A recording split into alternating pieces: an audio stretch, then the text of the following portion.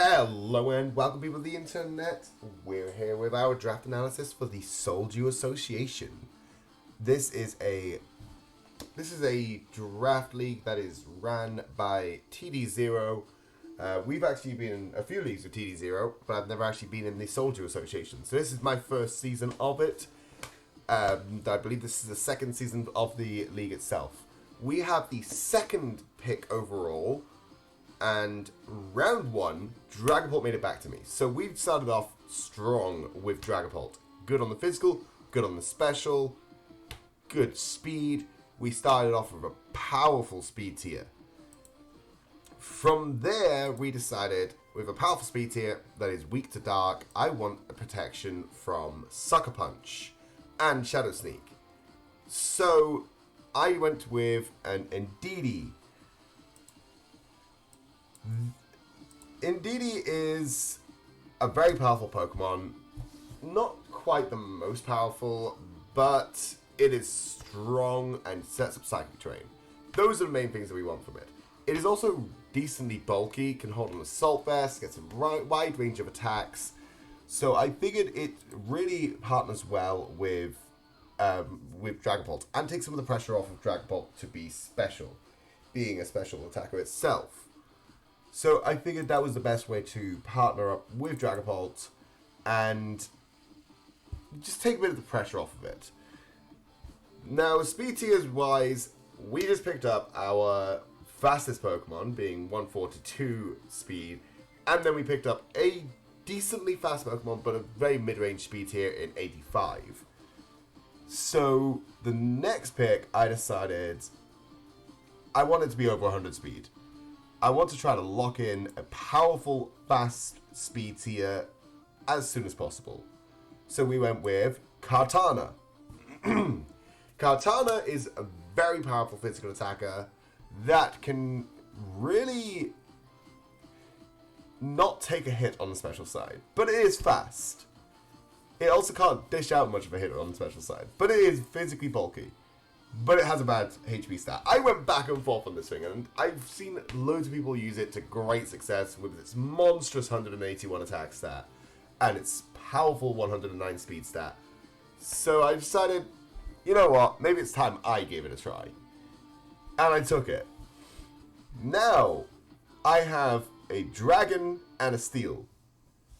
So you'd think that next up is a fairy, but that's not how we roll here. So next up, I decided I've never drafted this mon before, but I've always loved it. Starmie. Now you might be wondering, why am I taking Starmie, and what does it do for the team? Well, Indeedee being normal means that I don't have to worry about the fact that I'm weak to Ghost. I do have to worry about the dark weakness, especially now that this is my third dark weakness I've picked up. But I don't have to worry about Ghost. And Starmie is a nice rapid spinner. It's got good special attack stat, gets access to setup moves like Meteor Beam, and it's not the worst at pivoting. It is a nice fast Pokemon, clocking in at a speed stat of 115.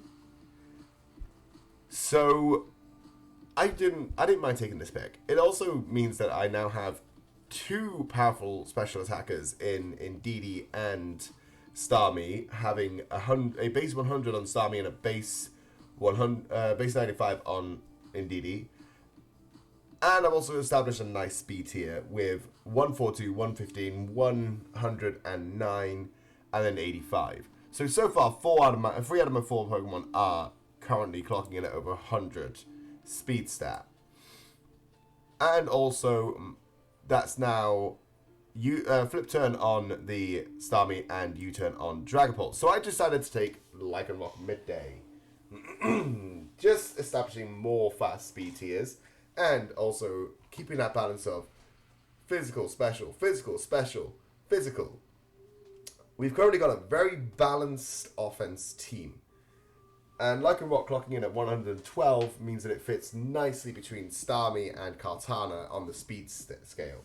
And also means that I now need to keep up this fast pace. This is a very aggressive team that we're building, and I like it. Really takes away from what I normally build, which is a quite defensive or very balanced team. But I am starting to get worried about my defenses right now. I do have a nice physical defense in Kartana and a nice special defense in Ndidi. But I do have to be careful, because Kartana can't switch in on special attacks, and Ndidi doesn't really overly appreciate physical attacks. So we took Mudsdale. Mudsdale is more reliable than Kartana at switching in on opposing Pokemon. It, again, can hold a Assault Vest if I really want to. I mean, it's a nice Rock Setter as well. It does a lot, and Stamina is not to be stepped on. So this gives me a nice physical defense to partner up with Ndidi's special defense. That was kind of my thinking there. I was also thinking, I don't have an electric immunity, so I kind of want to lock in that electric immunity. And I'm now noticing I don't have a fairy. I really don't have a fairy. So Slurpuff comes next. Gets nice setup, gets sticky webs. It gets a lot to cover what was missing on my team. So then I went, well, where's my Dark? Well, Feevel's still on the table, and we all know how much I love Feevel. Let's take that. Stakeout. Unburden. I've got a Psychic Train Center, so Unburden is proccable a lot easier. It also means that my opponent is going to be doing a lot of switching to cover my very, very offensive team. We currently have 2 setup sweepers. Kartana can kind of come under setup sweeper. A powerful choice band holder in Like a Rock. There's going to be a lot of switching happening on my opponent's team. Let's go Feeble. Let's capitalize on that switching and keep momentum on my side. So I decided to go with Feeble. You're now noticing that I have no bulky Dark type. My Fairy, while bulky, is more suited towards the offensive role. Even my immunities are very much offensive, which I am worried about, but I do have some nice defense to partner with them. And there is more defense to come in the last 3 picks. But not on the next one, because the next one is another very offensive sweeper in Darmanitan. We now have a lot of pivoting and a lot of sweeping.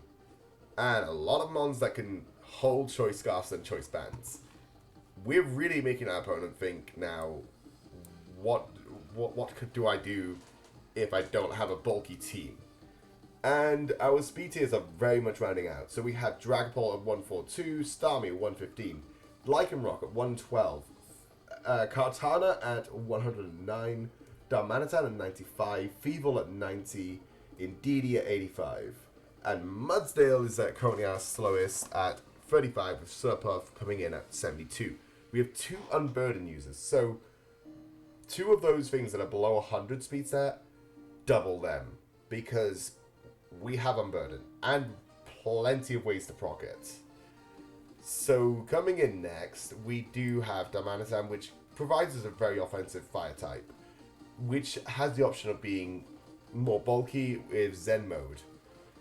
Not going to use that very often because I don't want to add a 3rd psychic type to my weaknesses.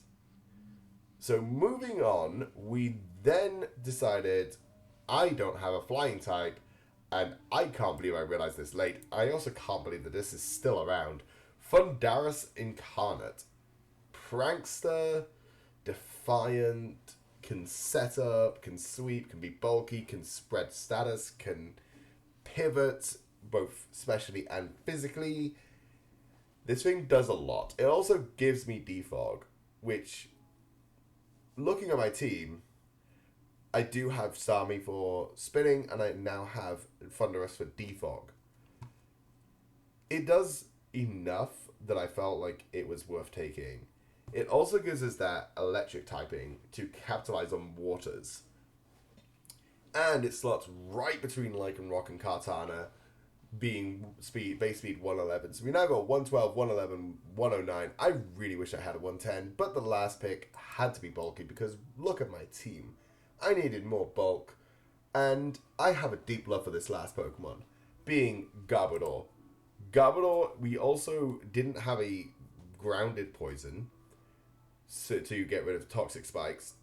I really wanted a bulky Pokemon, and Garbodor can actually sweep, can set up sweep. It gets Curse, it gets, I think it's Automatized, I know it gets some sort of speed doubling move, and it gets some wacky stuff. It even gets Stench, if I really want to go down the speedy, flinchy route. But it is not got the best speed. It's not got the worst speed, though. It is faster than Slurpuff at base 75. So it is fast enough that if I really, really wanted to, I could have it outspeed a base 110 at +1, depending on how I EV it. But the main reason I took it was because of the 82 on both defenses and the 80 on HP. Like, yes, okay, it gets 95 in attack. Somehow that is its highest stat. But I don't think I'll ever run a fast offensive variant. Maybe I'll probably end up running a bulky variant with attack investment so I can really knock things down. But yeah, that is the team for this season of the Soldier Association. I'm super hyped for this team. A lot of first-time uses of Pokemon that I really love. You all know how much I love my Garbodors that I already have raised up for Sword and Shield. You also know how much I love my Dragapult.